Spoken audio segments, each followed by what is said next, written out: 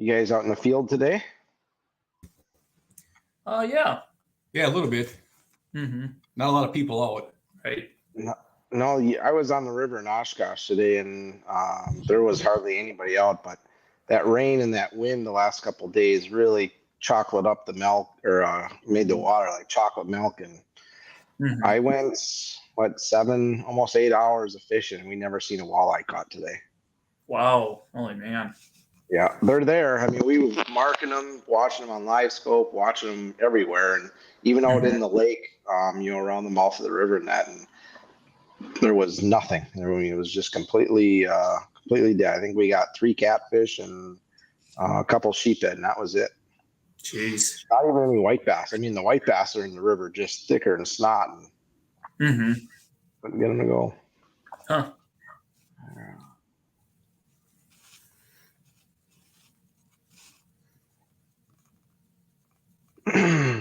Are you guys at the office? Yeah, we got an office in Waiwego we're at right now. Mm-hmm. Oh, nice. Well, we'll give it just a couple minutes here. I know people are pretty keen. I typically don't start till like just right at 6 o'clock, so let a bunch of people get on here. And you guys, can you see the comments on the side? Or can you see, is there a section there where the comments come through? Let's see. Yeah, we've got private chat, and then I just clicked on comments. Yep. Okay, perfect. Yep. So yeah, all the comments that everybody types in will be able to be seen by you guys and me as well. And then I've got a list of questions here from people that have emailed me, and then some of the stuff through Facebook that guys have put questions on too. So we'll should be good. Yeah, sounds good.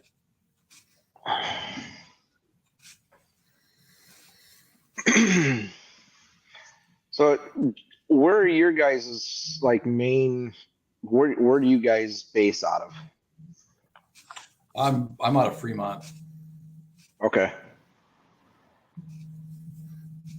Yeah, and then I'm out of Wapaka, but I cover roughly the western half of Wapaka County. Okay. All right. Mm-hmm. So you guys are out on the river quite often? Yeah. Mm-hmm. Yeah. Well, yeah, during this time of year, John comes over and helps us. Yeah, I'm kind of the adopted child to the river. I don't officially cover it, but I'm over there all the time. Yeah. For reasons I'm sure you can understand. Mm-hmm. Well, I guess we can get started here.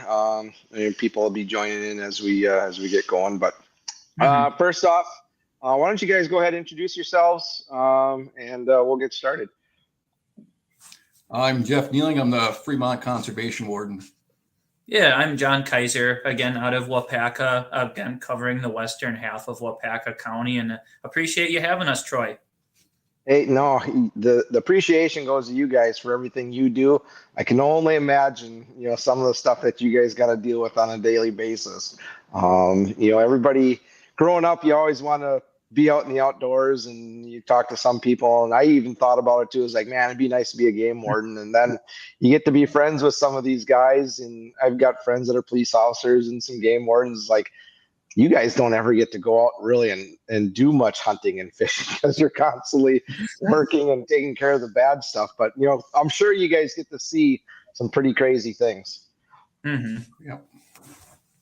Well, we have a lot of questions, and for people that are joining in tonight, please feel free, just type your comments. They'll show up here, and these guys can answer. And I've got a list of stuff that guys have emailed me and some stuff on Facebook that we'll kind of dive into and kind of go from there. So a couple of the ones that I think are really being asked by a lot of people now with these rule changes on the walleyes is not only on the walleyes, but on panfish is, let's say we're out in Washera County and a lake has a 10 panfish limit.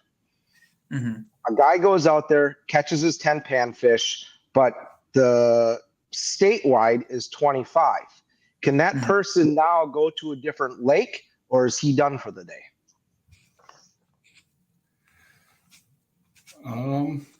Yeah, I can take this one if you'd like. Yeah, go ahead. Yeah, really good question. And this applies across the board, whether it's panfish, walleyes, trout, of course, in this area.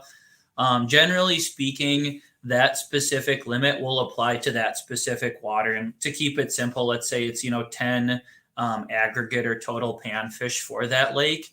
If you catch your 10 there and then you leave and go to another lake, well, let's just, again, for the sake of simplicity, says that it is the 25 normal limit, if you will, you could continue to go and catch 15 more for your total daily bag limit. Similar to trout, if you start at a 3 fish stretch of a trout stream, you'd of course have to stop at 3 there. But then if you end up going to the green or 5 fish section of that stream, you could catch your 2 more trout, again, as long as you don't exceed that daily bag limit. Okay. So let's say a guy goes to another lake that is only 10 fish. Can you fish on that lake, or do you already have your limit? Yeah. Yep. You could fish on that lake, Mhm. I believe. Yeah. Yep. Yeah, you could do that. You can go on that lake and catch 10 more fish. Yep. You would just technically, by the letter of the law, want to keep those original 10 fish off the water. So preferably bring them home, get them away, again, putting yourself in our shoes. If we were to bump into you and you already have 10 panfish with you, especially in your boat or fishing, let's say cooler right along the shore, that's going to raise some questions. So, but yes, you could continue to fish and get 10 more at that other lake, again, up to that combined 25 per day. Okay. And I think it applies more for guys that are looking to do, that ice fish, especially out here in Washera County. There's so many lakes, guys hole hop and, go around to different lakes and fish. I think that's really where the question lies is, can the guy go out on one lake, catches 10 panfish, go to another lake, catch 10 more, and then go to another lake to finish out his 5, and still be within the regulations? Yeah, the only problem is, like with ice fishing, if they're just going from lake to lake and they keep the same pail, and I mean, we're not there watching them fish. We could go up to check them and they're at 20 fish. That's going to be an issue. Sure. Yeah. So the best thing to do is probably keep, if you're going to one lake, catch your 10, keep them in a bucket or cooler, or whatever, in your truck, in your vehicle before you go out to the next lake. Correct. Yep. Okay. All right. Fair enough. So then the next question goes to the walleyes. And I talked to Jason Higgins about this, and we really didn't, I don't think, come to a conclusion. Being that Green Bay still has a 5 fish limit, what is the total bag limit, or possession limit, I should say, for walleyes right now in Wisconsin? I know it's 3 per lake, or 3 per day per person for all the inland lakes, but you still have Green Bay that has 5 fish. What is the possession limit on walleyes right now? It is 10. It is 10. You can have 10 because the bag limit's 5 per day. So Okay. the state bag limit's 10. So if you have 2 people at home, you can have 20 walleye. Okay. All right. That's a good one that a lot of people, that was probably one of the biggest questions I seen from a lot of people, was what the possession limit was, even though the bag limit was 3 per lake. And then, so that being said, on the Winnebago system, what is considered the Winnebago system for the, going down through, the Princeton Dam and, this area? What is considered the actual Winnebago pool system? What's he ask? Say that again, Troy. Looking at the Winnebago system, so many people ask the question on where does the Winnebago system start and where does it end?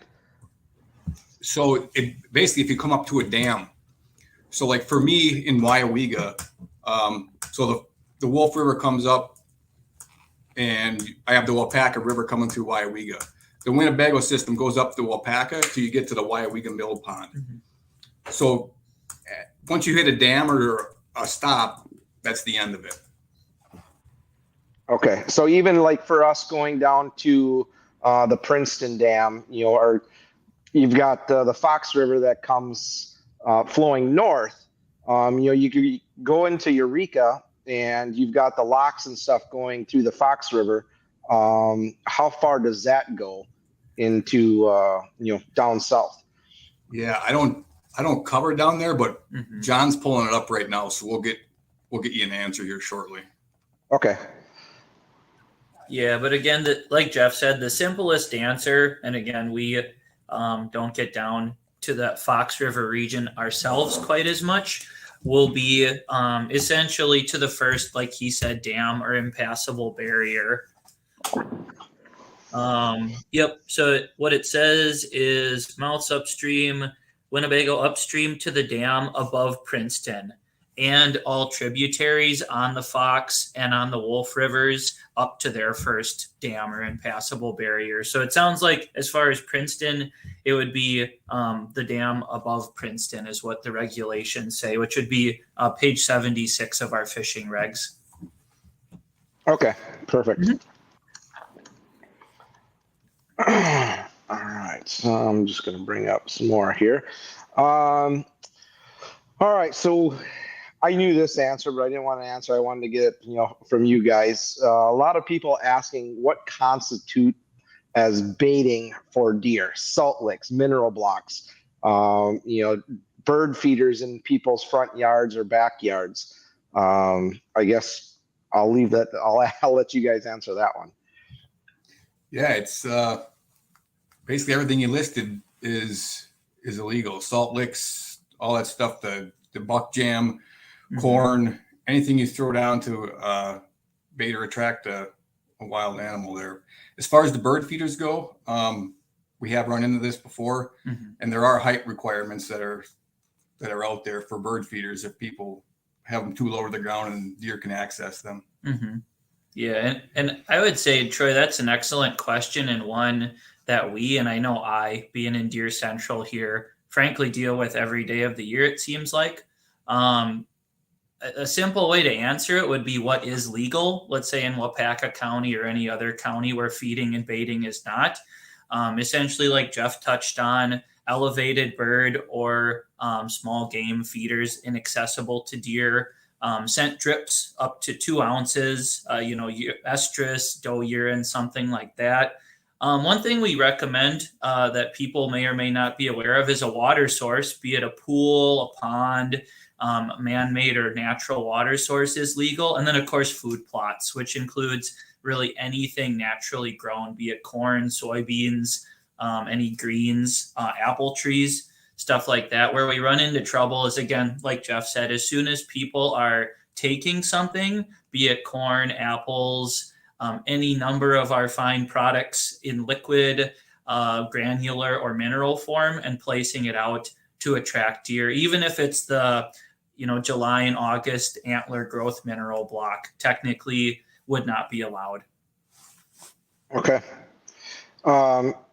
Now, I guess kind of off subject, did I read something that there was some CWD found in Washera County? Yes, that happened. That just hit the news, I think, last week.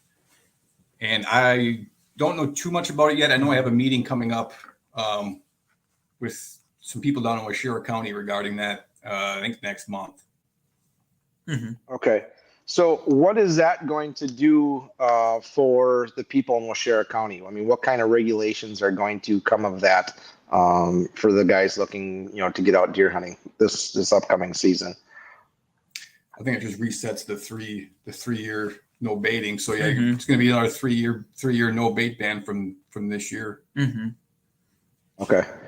And then as far as, talking about this local area, what counties can you bait in and what counties can you not bait in for, the kind of this local area here?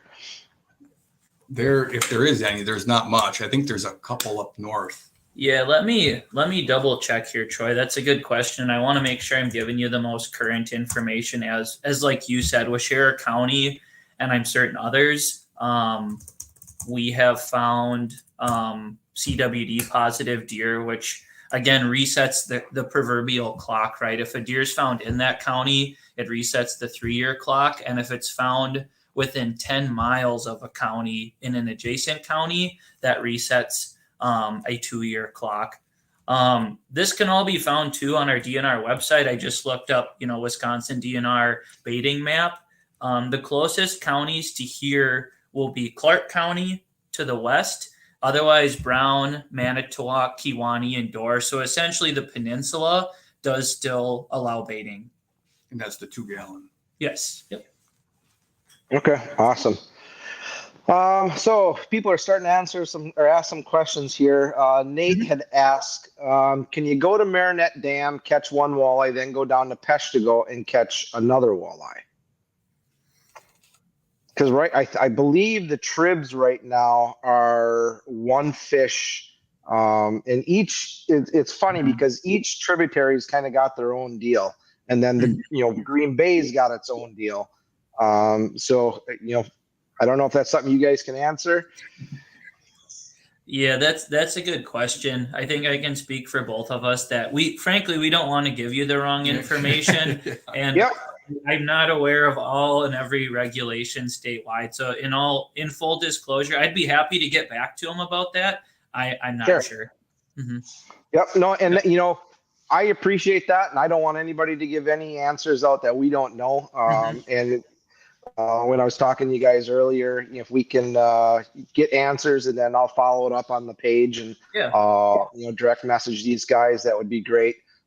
So yeah, no, I appreciate the honesty, and guys, for the people that are watching, these guys are local, and it seems like every conservation warden knows their area, but may not know stuff that's happening around.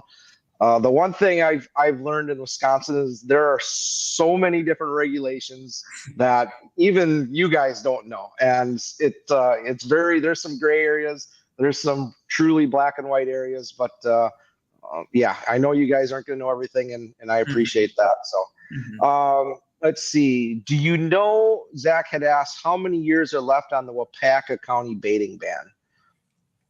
Yeah, that's a good question. We last had a positive CWD deer or a couple deer last winter. So as of then, that would have been the 3-year clock. So I believe that deer was found December of 22, January of 23, and I haven't heard if any more were found. So that at least 3 years from that point. Mm-hmm. Okay. And Travis had mentioned CWD in the game farms. Does it matter if they're finding it in the game farms or versus out in the wild, if it constitutes adding, the extra years or whatnot to the counties? Yeah. Good question. I guess it's fair to say we fully realize that this is a hot topic, right? And we definitely want to be wide open and transparent about it, in that the wardens, we, the DNR, represent everyone and anyone, be it the commercial side, be it the sports people of Wisconsin in general. But simply put, deer farms, because of, no pun intended, the nature of them being deer farms with whitetail deer, the same rules apply there. So if in a county, including WAAC, a CWD positive is found there, that would affect the 3-year baiting ban countywide. Okay, fair enough. Mm-hmm. Yep. I know these questions, a few of them here, probably I can't guarantee you guys will know. It's maybe more up for discussion than actual, laws. But some of the things that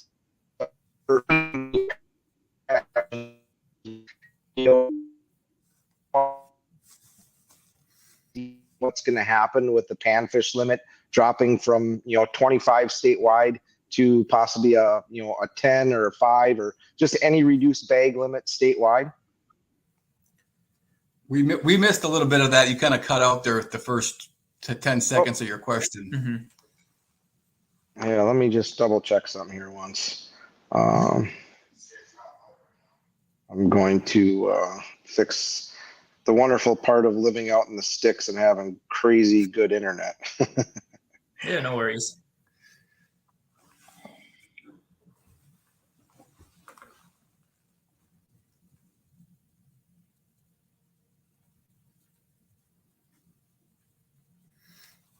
Okay, we'll see if that changes everything.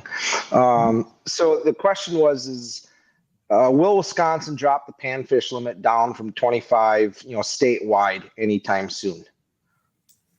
That's up to the biologist. Mm-hmm. We really don't have. I mean, we'll talk about it with them, Mm-hmm. but that's not a decision that we make.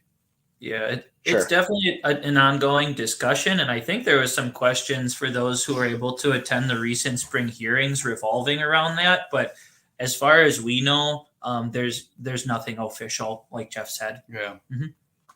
Yep. And, I think that's some of the questions I was receiving from guys were a lot more biologist questions, but you guys might be able to, to answer. Another one, kind of going off of that is, do you think we have a serious cormorant problem?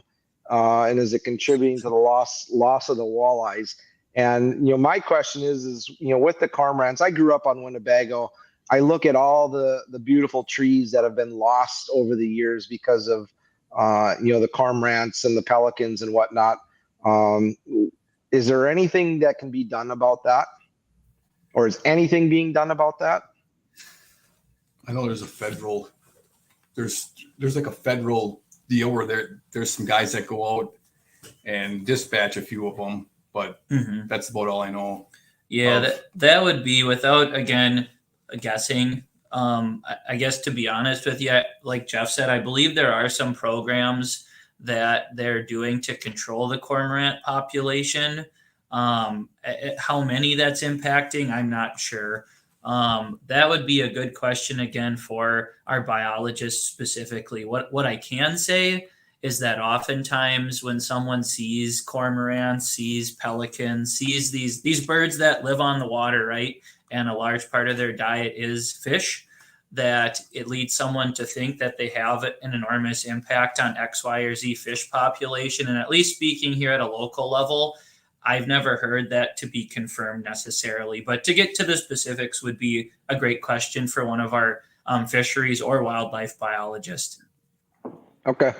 I'm going to try and look at getting, somebody on that can answer some of those questions too, because for me, the cormorants and the pelicans being on the water every day, we see, what these fish are doing. And talking to the guys up in like northern Minnesota, Leech Lake, the Lake of the Woods area, how much those birds have decimated the walleye populations and the perch populations. And I can remember a study a few years back that the UWGB did on the cormorants. I believe they cut open a bunch of stomachs, and they were finding on average like 6 mature perch, walleyes up to 22 inches, catfish over 20 inches in the on the stomachs of these birds. And for anybody that's ever been out on Green Bay in fall, I mean, it's an hour-long process or more of a steady stream of tens of thousands of cormorants swimming or flying through the air.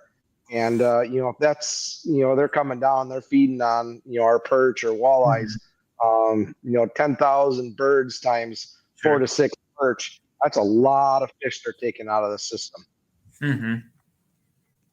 All right. So Josh had said, I looked at the CWP page or the CWD page that was mentioned as specifically for Taylor County.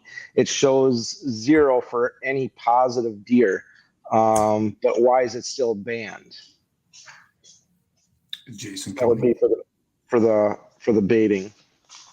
Yeah, that's a really good question. Again, without being able to say for sure, that would be a great question, or we could loop back in with him later, but it'd be a great question for one of the local wardens or biologists up there. What I can say based on knowing how our system works, if there haven't been any CWD positive deer found within Taylor County, I would reasonably speculate that there was one found in an adjacent county within that 10-mile limit. Okay. But I can't say that for sure. Yeah, did you explain that? The 10-mile limit before? Okay. Yeah. All right.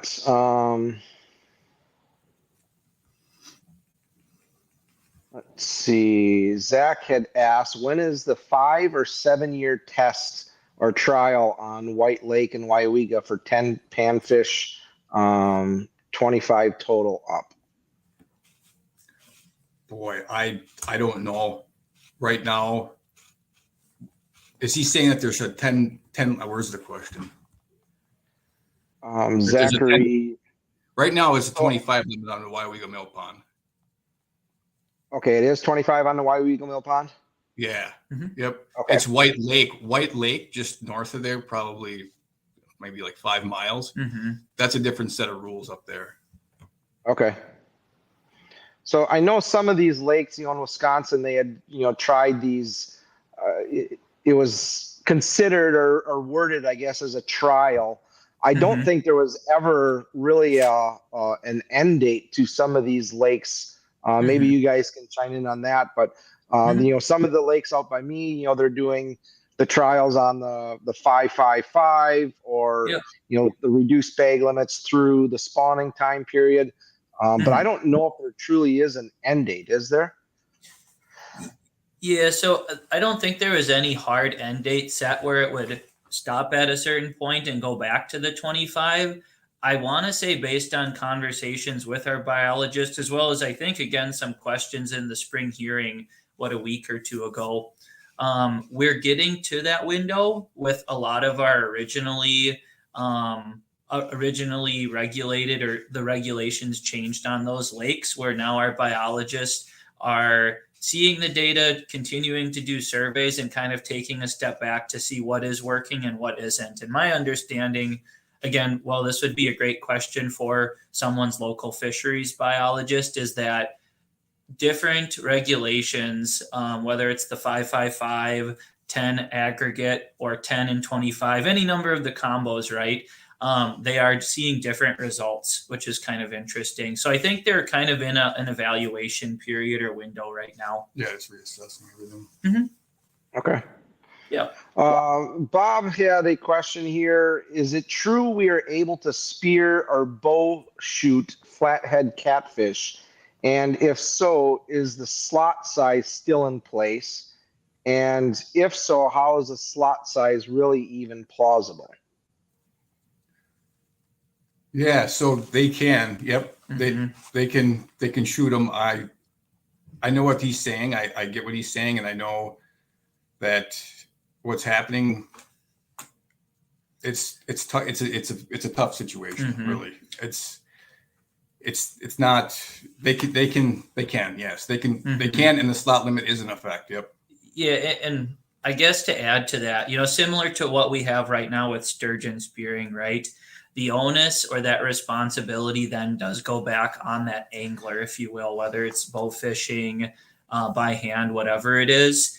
Obviously, that's challenging, especially if we're doing this at night or after dark. So it's also the extra precaution of, if I'm not sure, don't pull the trigger, right? Don't grab the fish. But yeah, that is a challenge, right? But yes, like Jeff said, you can legally harvest them that way. Okay. So this is a question that I was going to ask, and Andrew Fields has kind of the same thing, going back to the daily bag limits. We have a really unique and awesome fishery, especially in the springtime for the walleyes. Guys on the rafts, a lot of us go out and fish at night. And his question, how he's got it reading, is fishing overnight, like the walleye raft situation. If you go out, you get your 3 walleyes, before midnight, and you're on that raft after midnight. How does one go about keeping 2 limits? You're essentially granted you're still in the same boat or you're on the same raft. How does that work? Yeah, well, if you get checked and if you're fishing and you have 4 fish, the time of day really doesn't matter. If you are fishing up till midnight, at midnight, those fish have to leave the water somehow. They have to be off. They have to be in a vehicle, in a house. You can't have in your possession 4 walleyes for one guy.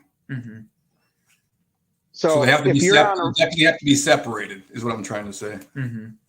Okay, so I'm just going to play devil's advocate here, because I do have friends that are on the rafts, and I've been on them. We were just on one actually the other night.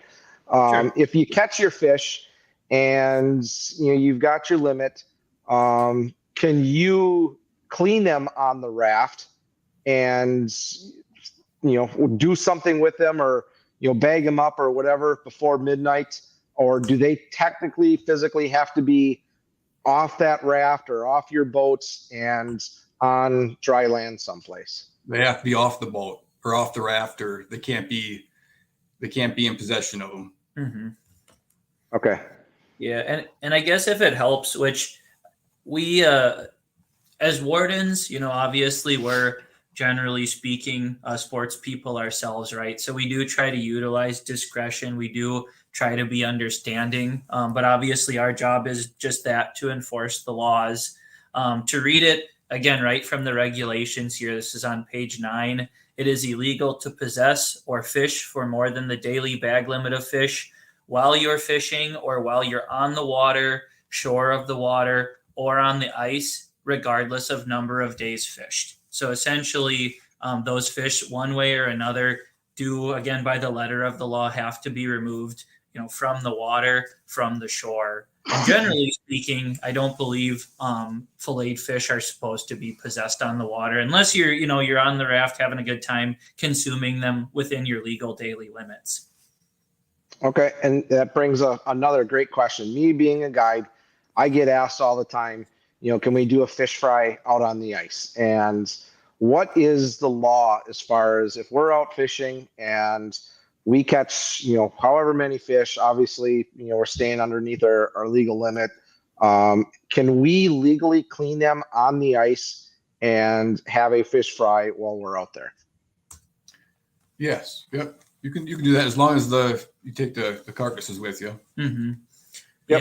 Yeah. What I would say in that case is try to keep the carcasses around so that we, if checked, can have some way of working with you to determine where you're at for the day. But again, kind of by the letter versus spirit of the law. If you've got those carcasses, we can confirm, Troy and his crew are yet again within their limits and being legal and great, right? Then, obviously we want to utilize some level of common sense. Mm-hmm. All right. I just didn't know. I've never done it. But I get asked all the time. The last thing I want to do is clean fish out on the ice and fry them, right. I don't have any problem cooking burgers and venison and stuff like that, but cleaning fish and making a mess is just nothing I really want to do. How about we'll say that day it's Troy's Law. You can tell him no. How's that? Okay. Let's see. Again, this is probably going to be a biologist question, but you guys might know is, will spearing northern on the ice ever be legal here in Wisconsin? Yeah. Biologist question. Yeah, we don't know that. That would be run through our biologists. Yeah, it's hard to say. I think part of that comes down to our fisheries tradition or culture, because I'm sure, as you or others know, I believe Michigan and I know Minnesota you can, but hard to say. No talk of it that we're aware of. Okay. So last year we fished, I fished the Cabela's NWT tournament, and a big stink was made about group fishing. And it doesn't go, obviously one person should catch their limit of fish by themselves. It's not like you can go out and you got one guy in the boat catching everybody's limit. But it kind of goes beyond that. And Andy asked, what constitutes catching a fish? In the few live weight fishing tournaments, there's a blurry line on bringing in 5 fish with the 3 fish limit. It seems to be believed if you hook a fish and hand the rod off to a 3-year-old, it counts against that person's limit, not yours. So what would constitute? So if I'm out fishing with my kids and we're walleye fishing, I set the hook on a fish, I hand the rod to my kid, he finishes reeling it in, I net it. Is it his fish or is it my fish? That's going to be based on discretion. Like if we're sitting back and we're watching somebody fish, if you're taking it, letting your kid reel it in, I would say that would be your kid's fish, just because the kid's probably learning. He doesn't know how to set the hook quite right yet. So if you're just simply hooking it and handing off and they're doing the rest of it, yeah, that's fine for a kid. But yeah, I think what we would really lean on with that, obviously not being an expert in what everyone's capabilities are, is just like Jeff said, especially for kids or youth, it's going to be very dependent, right? Like I have young kids myself. We've all been there, right? Where my kids or other young kids, they can't do the whole fishing process as far as casting, retrieving, reeling in, all of that. So leaning on the parents or whoever they're with to help them, but allowing them, especially if they're going to be keeping fish, again, hopefully that the parent or guardian is being as ethical as possible, where some kids really aren't able to do a whole heck of a lot of fishing, but helping them as much as possible, because obviously while staying within the legal limits, we want kids to get out. We want families to be out there. On the flip side, if I look at this question through the lens of, say, like a couple adults or folks who are able to do the whole fishing process, if you will, on their own, let's say someone will keep it simple with walleyes. They catch and keep their 3 walleyes. They continue to fish, and every time they hook one, they hand it off. Well, as the law states, continuing to fish in an attempt to catch a fish in excess of what you've already caught and kept, that would be the issue in and of itself. So at that point, we would say that adult would have to stop fishing for walleyes, versus the kids, the juveniles, children. It gets into a kind of a different conversation, which, like Jeff said very well, we lean on discretion and common sense. Okay.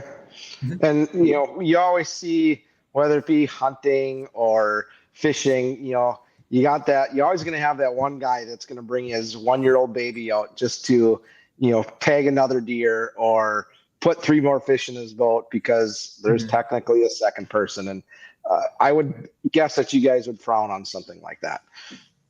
Correct. Yes. Okay. The 1-year-old's not going to be reeling in a 3-pound walleye by himself. Sure. So let me ask you another question on that part. So I'm out guiding, and I've caught, I've caught 3 walleyes. I've put them in the boat. I'm going to take my 3 fish home. I've got a couple clients that are in the boat. They don't have their fish yet. Am I allowed to still fish, or do I have to set it down and just let those guys fish? Yeah, you're allowed to keep fishing. You just have to, you can't target the same species. So if you're catching all your walleyes, just jigging them in or drifting, and that's the technique you're still using, I would say you're probably still targeting the same species of fish. But if you're trying to catch a bass or a catfish or something along those lines, you can keep fishing. Yeah. Yeah, and if I can add, because I see a couple of good questions along those lines, it looks like from Sean and Scott. I think Jeff touched on it. Once you've hit your limit for that particular fish, again, let's say walleyes, to keep it simple, that day there you have to stop fishing for them. And to answer Scott's question, you could not continue to catch and release for that species of fish. Again, by the letter of the law, that would be basically attempting to take an over limit, or you've already got your 3, so you got to switch it up then. Okay. So Eric had asked, can you catch a limit of walleye on Green Bay or Winnebago and still fish and release everything after your limit? Now, I think we kind of answered this earlier, but if I'm out on Winnebago and I get my limit of 3 walleyes and the possession limit is 10, can I go up to Green Bay and catch 2 more to make it 5 for the day? Being that, I've caught 3 in Winnebago, I can go up to Green Bay, the limit's 5. Can I still go up there then and catch 2 more? Yeah, I believe so. Simply the answer would be yes. And then if someone wants to continue fishing, like as you've experienced many times, the walleyes are really snapping right. Let's say, again, you are on the Winnebago system, the 3 fish limit, stay at 2, catch and release to your heart's content. And then when you're done for the day, hopefully that 3rd perfect one shows up and then you're good to go, right? I know it doesn't always work that way, but that's the process, right? Yep. No, that's what happens is you always, and that's what we do. And then at the end of the day, it's like, all right, guys, you ready to go? Yep. Okay. We need 1 more fish. And then you can never get it. That's what happens. All right. Let's see here.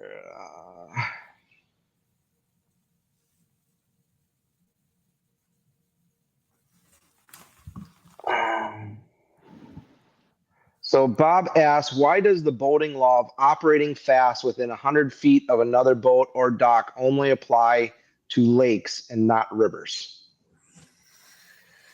Well, It's because that's the way the law was written. I don't know. That's a good question. Yeah, generally speaking, I don't recall myself, I guess, exactly what the reasoning behind it was, aside from, I guess, when you look at many of our inland lakes, they aren't large, or they're potentially more susceptible to erosion or to the impacts that a wake could create within 100 feet of the shore or a pier. That being said, obviously all rivers are different as well, so I don't really recall the origin. I can ask around and get back to you on that one. Yeah, that's a good question. Yeah, because I mean, erosion's a problem on the river too. Right. I mean, Yep.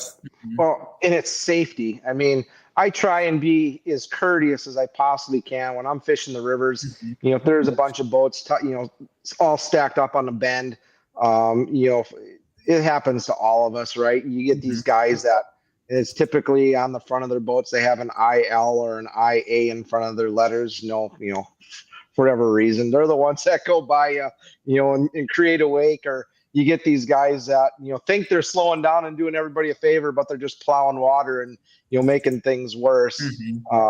It would be nice to figure out something to, as a courteous, especially on busy weekends coming up here now with the white bass run and everything else. These boats that are just going by, it's really dangerous when these guys go by, wide open. Because if they come around the corner and they can't see anything, somebody's getting hit. I mean, I'm surprised it doesn't happen more than what it does. Yeah. Yep. For sure. Let's see. So Dave says, if the deer farms find CWD and affect the whole county, how can they get away how they feed their deer and using salt blocks, etc., any different from a hunter baiting? Sorry, get some bad grammar there. So yeah, David asked, how they can feed and do stuff at a game farm versus a hunter. Because it's enclosed. Yeah, and I guess simply put, deer farms, again, fully recognizing it is a hot topic, right? As people may know, we, the DNR, regulate certain aspects of those farms, such as the fences, for example, as well as obviously the CWD and baiting law implications. Otherwise, the remainder of the regulations related to deer farms are managed through DATCAP, which is essentially our Department of Agriculture. And so a lot of those laws with the, if you will, domestic animal tie to them through DATCAP, they're the ones who created the laws. And we, again, manage what we've been delegated to. Gotcha. Let's see. Going back to the walleye or the limit things, because I think this probably is one of the biggest topics, and I think it really started last year at that NWT. Cody asked to add on that, if I catch my 3 walleyes and my partner has not, can I still run 6 trolling rods, or do I have to pull my 3? Well, yeah, if he's still targeting walleye, he's gonna have to pull his 3. So if that's the way that's the method that he was using to catch his first 3 walleye, he's still targeting that same species. Yeah, essentially, again, from the letter of the law, if you will, short of there being some sort of special permit exception allowed for a tournament, it would either be angler 1 who's reached their limit, continuing to fish for walleye, like Jeff said, or angler 2, frankly, using too many lines to try and catch there. So yeah, the simple answer is you'd have to reduce down to 3 lines, because you got to target some of the species. Yep, yeah. Correct. So if we're out fishing on Poigan, it probably pertains a little bit more to the average angler and myself out with clients. We're in Clark's Bay or we're out on Lake Poigan and we're trolling. We're catching catfish. We're catching white bass. We're catching crappies, walleyes. If we get, a limit of walleyes, for one person or 2 or whatever, and now we still have one person or whatnot that needs to catch a few, even though we're still, yes, we're trying to catch walleyes, but we're catching and taking everything as a multi-species. Mhm. Are we still required to pull our lines in, or can we still continue to try for the white bass and crappies and everything else that we're going after? I mean, because we're catching pike. It's not like once we have our 6 walleyes, we're done fishing, or 9 walleye, or however many people we have in the boat. We want to continue to catch white bass or crappies or pike or something else.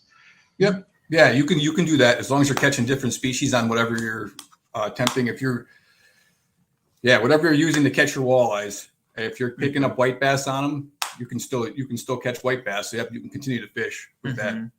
Yeah, and I guess I always like to add just really quick that I would encourage someone to put themselves in our shoes or through our eyes, if you will, meaning, whether I get this question, hey, can I continue to use tip ups which are generally used for pike, not always, but generally. And can I still continue to use tip ups after I've caught my limit of pike or after the game fish season is closed?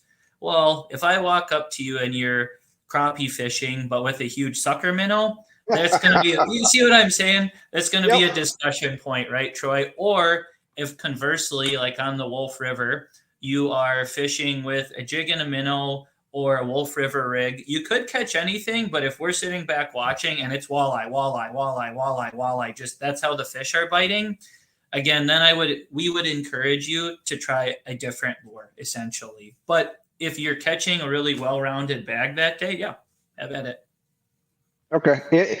Discretion is, a huge part of all of this. And people are saying, how in the world can you enforce this? And you kind of hit it on the head. If you're sitting there and you're just pounding the walleyes and one of you come up and say, hey, you guys are done.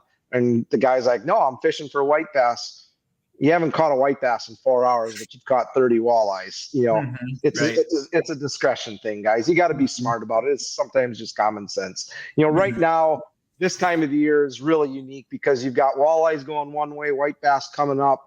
And, if we're pulling flies down in Oshkosh or Winnebago or Fremont, heck, you never know what you're going to catch. You're going to catch white bass, you're going to catch walleyes. So you're going to get that mixed bag. But, when the walleyes are just going up the river and guys are just pounding walleyes, on river rigs, probably not going to catch a white bass. It's time to put your rods away. Jonathan asked, crappie rigs, are they considered 1 line or 2 lines? And, I guess let's touch on that for a little bit. We've got, when we pull flies, I'll run an 8-foot lead or a 10-foot lead, and I will have 3 flies on that 1 line. My understanding is that is all 3 of my lines for the day, correct? Yep. Okay. Yep. So, Same thing as the crappie rig. Yep. So it isn't so much, lines. It's how many hooks you have, on that 1 line. Yep. Yeah. Technically, our regulations read hooks, baits, or lures, I believe. So the common lingo is going to be lines, but it is hooks, baits, lures, with the exception being, say a stinger hook on a muskie rig, or obviously a crankbait that's got multiple trebles. That would be considered 1 lure. Okay. So and then with that, ice fishing, a lot of guys use the Quickset rigs or, that where you have basically a Y that has 2 spreader hooks on there. Is that considered 1 or is that considered 2? And you're saying that would be, say, like all those spreader hooks are all connected to the same minnow per se? Yes. Yep. That's fine. Yeah. Yeah. Generally, that would be the one. That would be, and I believe it lays this out in our fishing regulations with a picture at some point. But yeah, that would be considered just the one, because realistically, what that's going to target and catch is 1 fish. Gotcha. All right. Craig had asked, what is the warden's recommendation on reporting violations? There were some comments this spring on the tip hotline is leave a message. What should someone do when they witness a violation? Call the hotline. Yeah, call the hotline. Yeah, or unless you like some of the local guys have our numbers and stuff, and they call us directly. But for the most part, if you call the hotline, it's the best way to do it, because if you want to remain anonymous, you can.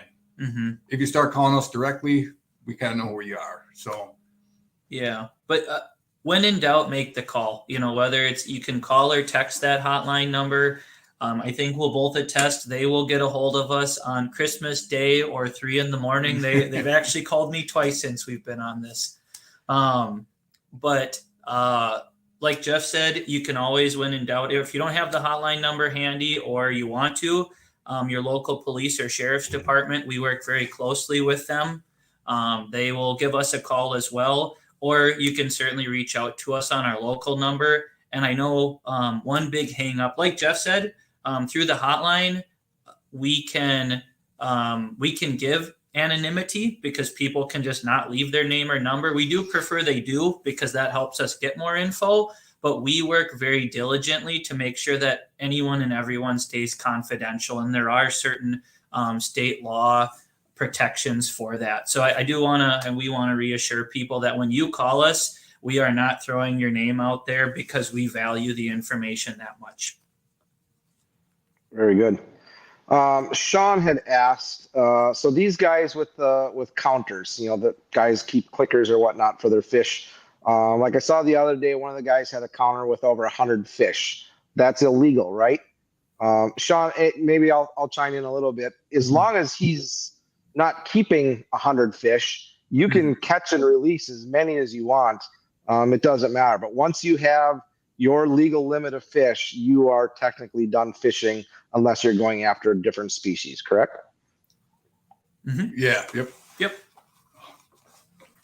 Unless he's going after white bass. Maybe he had 100 white bass. But Yeah. Maybe. We want to clean more than 100, Yeah. Let's see. All right. So I'm going to go back to my notes here. All right. Transporting fish. You go out fishing with, and this guy actually called and talked to me about this. You go out fishing with a couple buddies and they're going back to one person's house to clean all the fish. How does one go about transporting the fish to that guy's house? If they're in different vehicles or whatnot, and they're all going back, does everybody have to take their own fish, or can they stay in the boat? Or, if you're ice fishing, can they stay on one guy's truck? How does that work? Yeah, they can stay together. Yep, as long as the fish can stay together in the same pail, as long as those guys are going to be going back and cleaning them up themselves, that's perfectly fine. Mm-hmm. Okay. And then the other question is how does one go about if they're out fishing and they caught their fish and one guy just says, you know what, I'm going to give my fish to you. What has to be done in a situation like that? They can gift their fish to, like, say, if you caught 3 and your buddy caught 3 and you wanted to go back out fishing for something else and you wanted to gift him the 6 fish, you can gift him those 6 fish or your 3 fish to make a 6. Mm-hmm. Okay. Yeah, essentially, as the regs read by the letter of the law, you can do that. It just, of course, can't be while you're on the water. Those fish would count towards person 2 or the person receiving them, their possession limit, not their daily bag limit. But the fish that were given would, of course, be person 1, the giver, if you will, their daily bag limit, if that makes sense. Yep. And hopefully it makes sense to everybody else too. And Zach kind of is touching base on this too. Ice fishing, can you have a community bucket to throw all the fish in together on the ice? Yeah, you can. But when we come up and check you, we ask, how many panfish did you catch? And most of the time people don't know that. They're like, I'm not sure. Well, you should know where you're at with fish because your bag limit for that day is 25, not 30 and 20. So it's best that the best thing you can do is to keep them separated. Keep you, especially when you're talking like higher numbers, like walleyes 3, I guess it's a little easier. But when you get up to 25, you can, it's harder to keep track, I guess, when you get up there and fish. Right. And the bare minimum, again, by the law, like Jeff said, would be at the very least, if you are having the proverbial community bucket or live well, making sure that you are keeping track of each person's fish kept thus far that day. Sure. So, and just to clarify, because Sean brought this up, so you can give somebody your fish. So the guy has 6 fish. And I'm just reading this. Let's see. So that guy that gave the fish away can go back out and fish, or is he done? Once you have your 3 fish and you gift them, you're still done. You had your limit. You just give your fish away. Yeah, you're done. If you want to go out, bass White fishing, bass fishing or something like that. You want to catch white bass, but you can't go target more walleyes. Yeah, again, and that's a good clarifying question, Sean. Even if you give those 3 fish, again, let's keep it simple with walleyes away, being you caught and kept those already, your daily limit is filled for that day.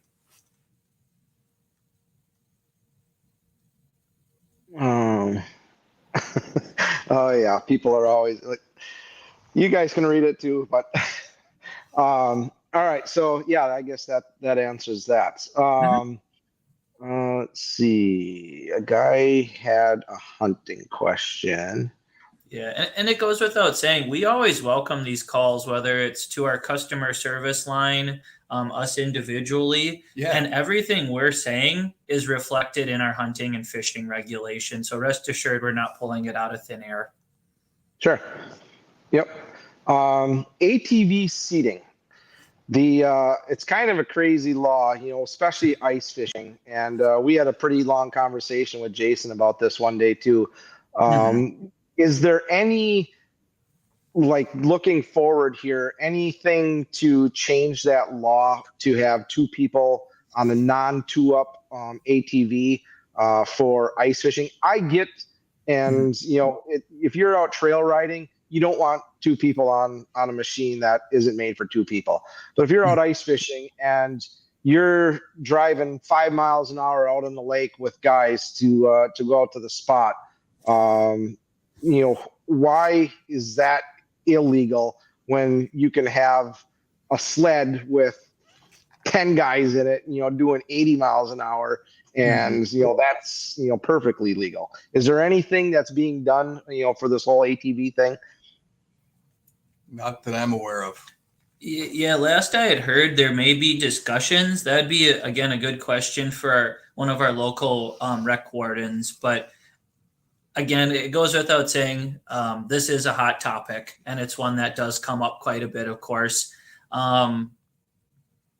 What we would always say is that if you feel very strongly about how a law is or isn't, to work with us, but also contact your local representatives and have your thoughts be known on it.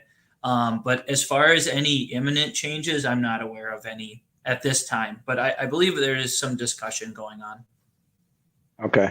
And are you guys apt to really target those people? I mean, if somebody's out on the middle of Lake Winnebago and, something happened and, they're getting driven in on somebody's ATV, an emergency situation or whatever, I mean, is somebody going to get a ticket or talk to you for doing something like that?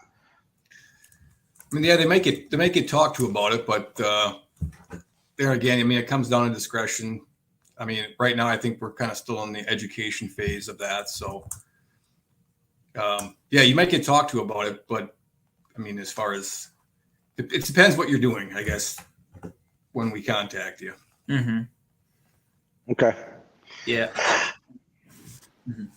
Mike's got a good question. Any law against giving people fish that do not have a fishing license but like to eat fish? And do they have a possession limit? Yeah, their possession limit's the same, but they don't have to have a fishing license for you to gift them any fish. You can give people without a fishing license fish. Yeah, and what we would recommend, just to clear up any questions that may arise, is clearly marking it, the typical, right, a quart or gallon frozen blob in water of fish, saying, I, Troy Peterson, give Joe Smith these 25 bluegills on this date. That way, if a question arises, we come asking about it, it's very clear what happened and where the fish came from. Okay.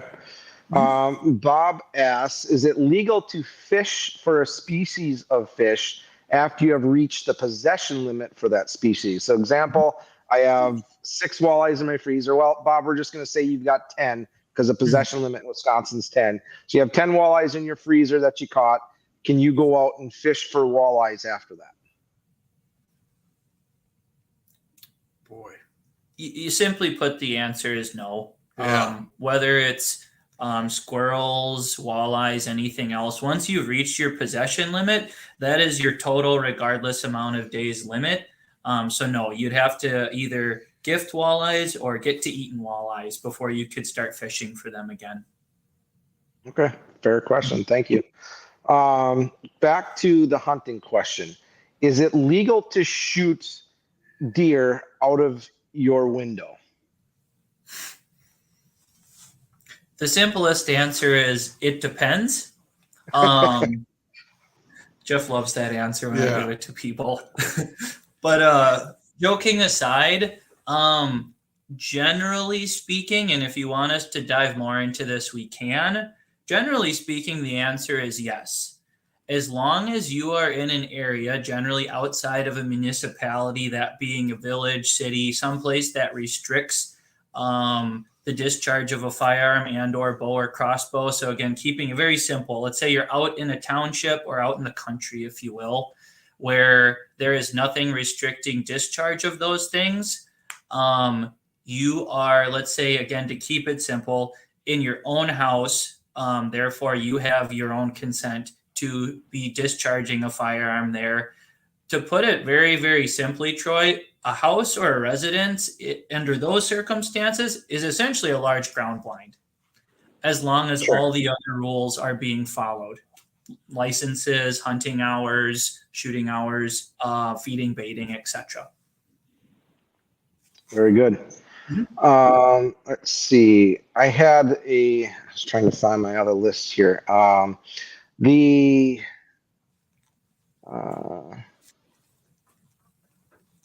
So Jonathan Hafner. John, we did mention this. We did talk about this earlier. He had asked again, can you fish Bago 3 walleyes, then fish the bay for 5 walleyes since it's 2 separate bodies of water? And the answer is yes, because Wisconsin has 10 for a possession limit. If your daily bag limit is 3 on Winnebago, you can still go over to Green Bay and catch 2 more fish. And then the next day go catch 5 more, as long as you don't have more than 10. Let's see. One of the questions I'm trying to find my list, the other one I can't find, but I remember is, can you use a crossbow for bear hunting or turkey hunting? Yeah. Yep. Okay. And I thought so too, but I didn't. The question was, why can you not use a bow or a crossbow for bear or turkey hunting? And I've been, shooting turkeys with my crossbow, so I would hope I was okay. You wanted an answer before you said that, right? Yeah. No, I knew it because I've asked that question, but I didn't know if maybe something changed. But as long as you're following, especially the broadhead restrictions, or not restrictions, but obviously using a broadhead as opposed to a field tip. Yeah. All right. Let's see. Here goes another guy kind of talking about being on the raft. If I'm making fish dinner on my raft, do I have to leave a piece for identification? If you're eating fish on a raft. So I'm guessing if he goes out and he's on his raft, he catches fish, and he decides to clean and make some of those fish for dinner, or while he's out there, does he have to keep identification? I think we kind of touched on this earlier. Yeah. You just have to keep the carcasses. What we would definitely recommend is keep the carcasses around. Obviously, let's say on the Wolf River where they have the raft, size doesn't apply. But yeah, keep those carcasses around. So again, putting yourself in our shoes, if we pull up, you can say, yep, I ate them, but these are my 2-3 fish, whatever it is. Okay. Let's see. Jonathan asked, can a felon use a muzzle loader for hunting?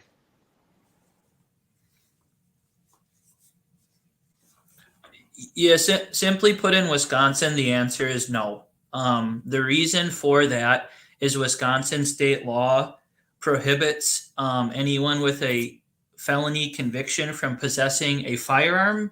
And by state law, a firearm, to put it very simply, is a weapon that utilizes gunpowder to discharge a bullet.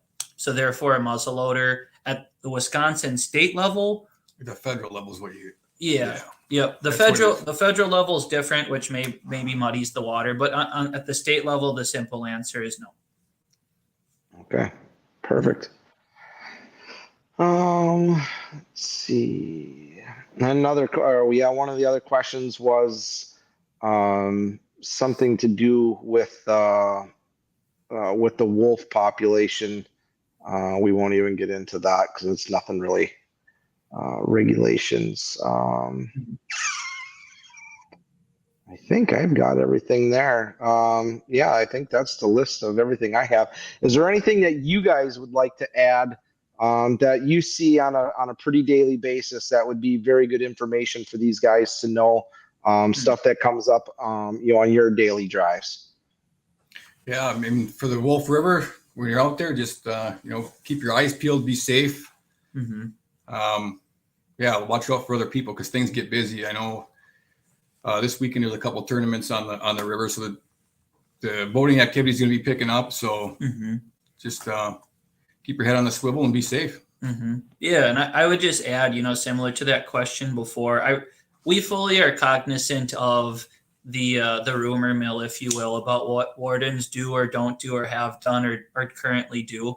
And hopefully this podcast has been proof of, we're sports people just like everyone else. Obviously, we've got a job to do. So when in doubt, ask, meaning this has been a great avenue that folks have questions, especially on those limits. We get a lot of questions on possession limits or run into issues when people don't ask those questions.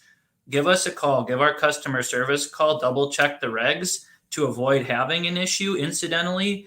And then, like we said, we can't do our jobs without working with everyone else. We're all in this together. So giving us a call, give the hotline a call, even if you suspect or think something's going on, we'll look into it, keep your name out of it, and we'll deal with it. Perfect. A couple more questions here just came in real quick. Can you leave your sticks, now these are like climbing sticks, on a tree and take your hang-on down overnight if coming back the next day? No, you can't. Everything's got to come out with you. If you're on state land, it's got to come. It's got to come out with you that night. Yep. Okay. And Rob has asked, is it legal to carry a shotgun and a crossbow to your blind for turkey hunting or deer hunting and use the crossbow for close shots and the gun for longer shots? Yep. All right. Let's see. How far away would my son have to be from me if I'm allowing him to use a suppressor on his rifle during the gun deer season? I guess, is this without having more information, I would assume this is referring to a mentored situation. I guess the answer is it depends. Matt, it looks like if your son is being mentored by you, he would have to be within arm's reach of you. If he's not being mentored, the suppressor is registered to me. If this is not a mentored situation and you're asking specific to the suppressor, to be quite honest, I think that would probably be a federal question, an ATF, whatever they allow per se, because I guess whatever their permit for that suppressor is what would allow a certain person to possess it. I don't know that we would necessarily regulate that, and I can't say I'm the expert on that. Okay. A bunch more questions coming in, guys. So can I release chukar or quail on my private land in the summer for training my dog? Generally speaking, I believe so. Okay. John, so I think, can I carry my bow and gun for bear hunting, and can they both be ready to fire? Yeah, generally speaking, whether it's bears, turkey, deer, and this used to be somewhat different. If you are carrying firearms that you have the licenses, I should say firearms, bows, crossbows, and you have the licenses that allow the use of those for whatever you're hunting, yep, you're good to go. Okay. BJ asked, do inflatable life jackets count if not worn in the boat? Yes. Formerly, it used to be different, but generally speaking, inflatable life jackets would still count based on what type they are. Okay, so they don't have to be worn, but they still, if they're on the boat and a person has, 5 people in the boat and there's 5 inflatables and they're not being worn, you're still fine. Yes, generally speaking, again, it used to be different, where there'd be a distinction to that is check the type on there. And if you look in the boating regulations, there is a certain type of life jacket that if it matches that, such as like your float coat, right? Generally speaking, that type would be the one in the regulations that has to be worn to count. But generally speaking, I believe most every inflatable, while we always encourage them to be wore, of course, we do it ourselves, technically would count without being worn. Okay. And that's a question that I get asked all the time from people. And I can't remember who I spoke with, but they had told me that as well. When out bow fishing and feeling harassed, who should I call first? County sheriff or DNR? County sheriff. Okay. And, whatever county that might be. So this is a good question that I think kind of gets overlooked because Winnebago is still federal waterway. It's not really monitored by the feds as much as what I would like to see. But for you guys, what safety equipment is required in the boat on the Winnebago system? They have life vests and throwable, obviously, but flares, strobe, fire extinguisher, etc. I'll let you guys go with that. As a captain, there's been all kinds of rumors, that have, been spread over the years. A lot of it was you had to have, 100 foot of anchor rope. And I don't know what has changed over the years, but maybe you guys can comment on that. As far as like safety stuff, if I do a boat check, it's and I really go through someone's boat, it's life jackets, throwable, maybe battery covers. That's Fire extinguisher. Fire extinguisher.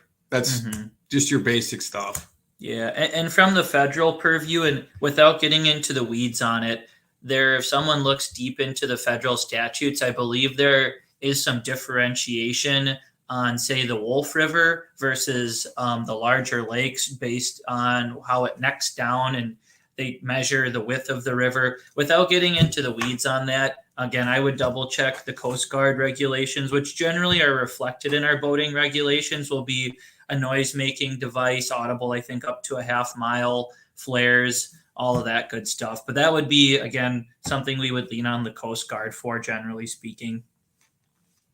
Okay. And I think I'll try and talk to one of our Coast Guard people here and get the full rigs again. Because that's one question that comes up pretty much every spring season on what people need. So that's a good one. I do know on the Winnebago system, 12 and under are required to have a PFD on at all times. Whereas on inland lakes like like the Wapaka chain or any small little inland lake, I believe it has to be on the boat, but does not have to be worn. Correct? Correct. That's a federal law. Yep. 12 and under for feds on like a federal body of water. Yep. Okay. All right. It'd be wise to put it on a child, though. I mean, I'd always recommend them wearing it. Yep. And there's instances, right? If you're out on a pontoon boat or you're fishing and it's 90 some degrees outside and you're anchored up, I have no problem having as long as the parent's with me or whatnot, letting the child take off the vest, if we're sitting or fishing. But if we're going to be moving, it goes back on, and that's the way it is. Pat had asked, can I turkey hunt from an elevated stand? Yeah, that's a good question, and it makes me smile a little bit. It's, again, a good question. This must have been a law or something a long time ago. So simply put, yes, you can. It has not been prohibited for a long, long time, but it is a question I get quite a bit, so it's still out there. Okay. Reading through, I've seen one of these other notes. Can you explain the law on the orange cover on a hub lines on public land versus private land, on how that is supposed to be handled? If I have a turkey blind or a hub blind during deer season on private land, am I required to put an orange top on it on private land? No. The answer is no. It's we would always encourage someone to take safer steps than maybe even what is required. The requirement for orange on a blind is specifically DNR state land. Okay. Mhm. Can a trail camera be left out overnight on state land? Yes, yep. Can, as long as you have your DNR number on it. Mhm. So it's got to be marked. Yep. And can it be locked to a tree? Yes. Okay. Let's see. In fire extinguisher required in a 14-foot boat? I think it's based on the bottom of the boat, isn't it? Yeah, so fire extinguishers, we get this question quite a bit. The length requirement really only pertains generally to the throwable type PFD. Fire extinguishers, regardless of length, if you've got any enclosed compartments, which could include live wells, false floors, anything that is an enclosed compartment. So outside of a wide open, keeping it really simple, aluminum bench seated boat, you would be required to have a fire extinguisher. Yeah, basically anything that can trap gas fumes in it. Mhm. So like you see like a lot of these John boats, guys will put in a piece of plywood or something so it's flat on the middle of the boat, and that after they put that in, then the requirement for the fire extinguisher is technically they would have to have one then. It's not dependent again on length. Mm-hmm. Okay. Very good. Let's see. I don't know where some of these questions are coming up. Burning paper plates and napkins, or mail in a plastic bag, or would have to paper bag in a cardboard box. No burning plastic. There's a simple answer. Yeah. Like I told you guys, we get some crazy ones sometimes. Let's see. I think that's that's all I have. Again, I greatly appreciate you guys coming on tonight. You answered a lot of my questions, answered a lot of questions for these guys as well. And thanks to everybody for your comments and questions. And if there's any follow-up stuff, we'll try and get that to you. And I'll stay in contact with these guys. And if you have any more questions, go ahead and feel free. This will stay on YouTube and Facebook and a bunch of different platforms, so people can go back and watch. The other question I had, and I know I talked to, I believe it was one of you, John or Jeff, about sturgeon. Please put this debate to bed. If a guy catches a fish, whether it be a sturgeon, a muskie, anything out of season, and you're fishing for something else, are you allowed to bring that fish in the boat, remove the bait, take a picture, whatever you like to do with it, and then release it? Yes. The answer is yes. Yep. If you hook into a sturgeon or any fish, or during a closed season, if you want to bring that fish into the boat and remove the hook, take a picture, I just kind of encourage it. The quicker you get it back in the water, probably the better. Absolutely. Mm-hmm. Okay. Mike asked, and this, I guess, if you got just a couple of minutes, I do have one question. Sure. I know a lot of my friends go out to the Dakotas or go to Canada and they go duck hunting, and possession limits are XYZ, whatever. So, but what they do is they will bring processing equipment, whether it be grinders or canning supplies or whatnot. And as soon as they get done for the day, they go back and they process their game. Does that technically take it out of their possession limit?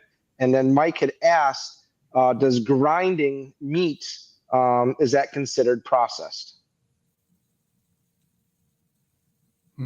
Yeah, that's a good question. I guess to keep it very simple, generally speaking, game possessed from another state would not count towards your Wisconsin limit. So I guess I'll lead off with that.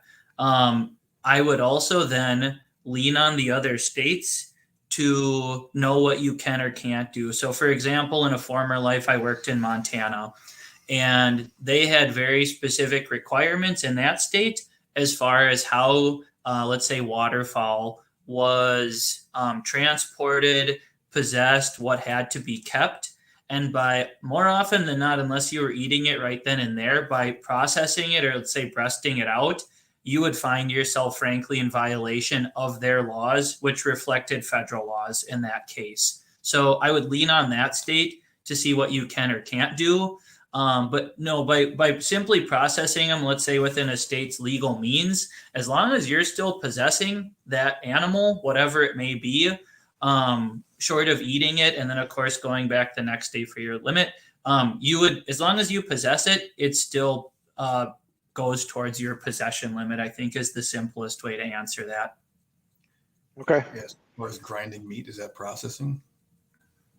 Again, I would say, and there's so many variants, we get the question about pickled fish and this and that. Again, the simplest way to answer that would be you shoot your limit of geese wherever, whether it is like a whole, breast, wings, thighs, whatever you're keeping, or it's ground while you're there and possessing it.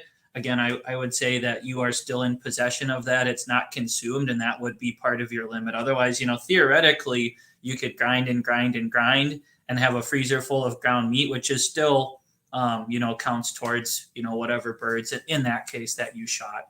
Mm-hmm. All right, perfect. And I guess Bruce kind of missed it, but explain, I guess, what the rules are for ATVs as far as having a passenger riding on the back. So if you like some of the newer ATVs, they're designed to have two passengers. So basically, if you're sitting on an ATV, by your left knee, there'll be like a little card that'll tell you, it'll have like two people on it with like a no smoking sign through it. If there's two people on there that says no two people, then it's not designed from the manufacturer to carry two people. Right. Some of the newer ones will come with basically an installed two up on the back of it. And then you'll see like the three people on the ATV and the no smoking sign through it. Mm-hmm. Yeah. Okay, so whatever is stated on the ATV from the factory is what you guys follow. Mm-hmm. Correct. Right. Okay. Yeah. Perfect. Mm-hmm. Cool. Well, that's it, guys. I'll let you guys go. I appreciate your time, and maybe we'll try and do this again sometime. And yeah, it went very well, and I appreciate it. And we'll see you guys out on the water, I'm sure. Yeah, sounds good. Sounds Thanks, good. Troy. Thanks, everyone. Yep. Thank you. Have a good night, guys. Yep. You too. Bye.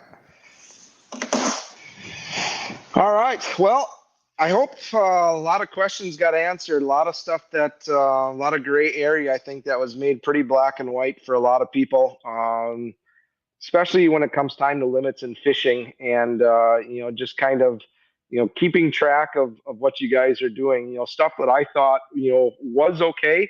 I learned today that it is not. So especially for the raft guys or the guys going out fishing overnight, when you have your 3 fish, you need to take them back to shore. You cannot stay there through midnight. Once midnight is up, those fish have to be removed, and they have to go back to shore. And then you can go back out and keep fishing.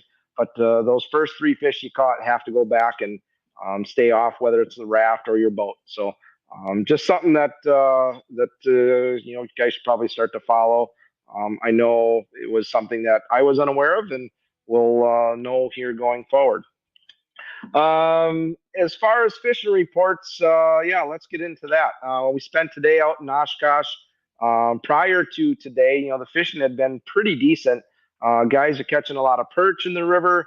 Lots of white bass are starting to move up. They still haven't really, started crushing the white bass yet. They're sitting in the river. There's a lot of them there, and they're starting to migrate through. And the walleyes are coming back down. But I can tell you today was a complete humble day, but I knew it was going to be tough with the winds and all that rain. The water got pretty dirty, and we caught no walleyes today. First time out all spring where we did not catch a walleye. And a few catfish are coming in the river. Even talking to all the good guys that I know that are out pre-fishing for aim. and the tournaments this weekend. Sounded like it was a pretty tough day for everybody. So, and you're going to have that. As far as Winnebago goes, we did take a ride out there, checked out Roe and Stony, and there's some good fish sitting out on those reefs or out on those points. We were marking a lot of fish, seeing them, but we just couldn't get them to bite today. I don't know if it was just one of those days where they just nothing was eaten, but we couldn't catch a fish to save our butts. But up in the channels, you're going to have some panfish starting to go. The crappies and bluegills on most of the channels. Just be super careful, guys, getting your boats, the bigger boats especially, back into these channels. The water is still pretty low. It's definitely come up a lot, but we went and checked some of the stuff out today, and no way I'm going to get my big boats into some of these areas. We're sitting at roughly about a foot of water getting into some of these areas. So if you got a smaller boat and whatnot, or fishing from shore, you should be all right. And be a good time to get out and hide from the wind this weekend. It looks like it's going to be really, really windy again the next few days. Hitting the channels is probably going to be a good deal. Up on the Wolf, my favorite time is now. I mean, you've got the white bass coming in, you've got the walleyes coming down. And dragging crawlers is an absolute blast, fun thing to do. That's been pretty good for us. Just again, use your electronics. We've been saying that all summer or all spring so far, but just driving around, a lot of times I won't even start fishing until I start marking some fish. And then once you find a school or two, you can usually concentrate on those and and fish them. And fishing has been pretty decent. Again, the Bowen Street was loaded today with people. Jared's here with me. He said the Bowen Street channels had a bunch of people in it. So the pan fishing out offshore, good, definitely good bites happening there. The Wolf River, I do know that with the low water, there are a lot of white bass in the river up way north, New London, Shiocton, Hortonville area. A lot of spots up there already have a ton of white bass, and I'm getting calls, pretty much daily now, looking for the big pods of fish. And even though the water temperature was at like 60 degrees already, out in the lake we had 54. So the water in the river is definitely warmer than what is out in the lake. And I kind of use that as a telltale as far as when things start happening. And we'll start to see those white bass come up here in the next few days. We've got some cooler nights and some cooler days coming, but now with all this rain and fresh current, a lot of stuff is starting to get drawn up. And the walleyes, talking to everybody that I know and all the years doing this, I've never seen a run end as fast as what it has. These fish have been up in the river pretty much all winter, but they spawn really quick. And most of the fish, especially the females, I'd say the majority, if not all of them, are spawned out and heading back down. And we're seeing them from the mouth of the river in Oshkosh all the way up through, Stevensville, Shiocton, New London.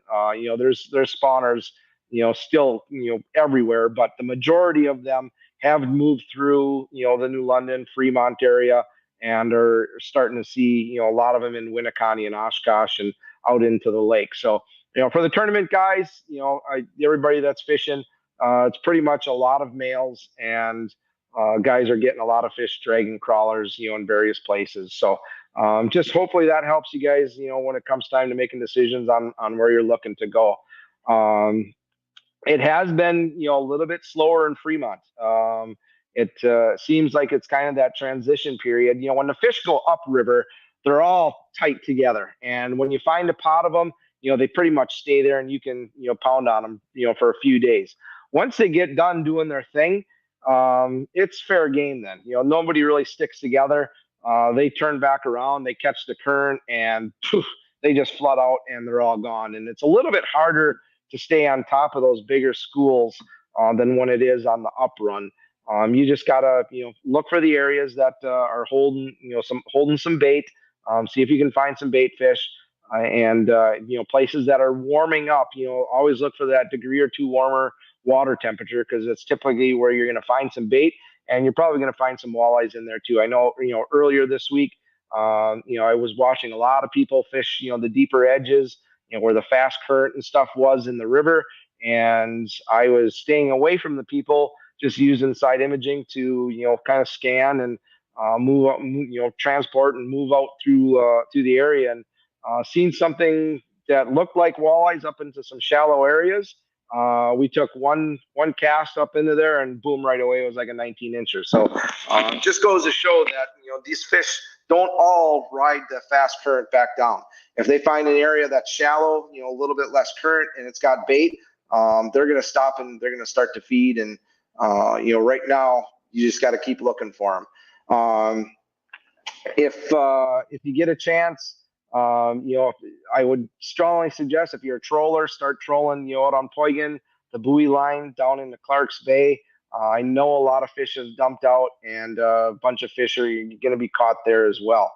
Winneconne, the bridge in Winneconne has been loaded with people.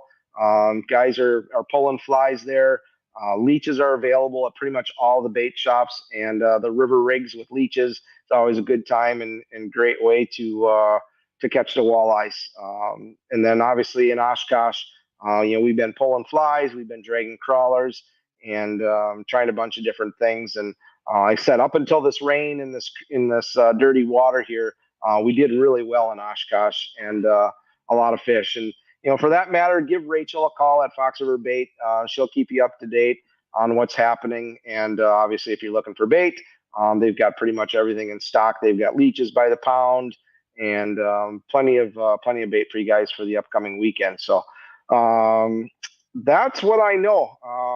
As we get more into fishing reports here over the next few days or through the weekend, I'll try and keep you guys posted.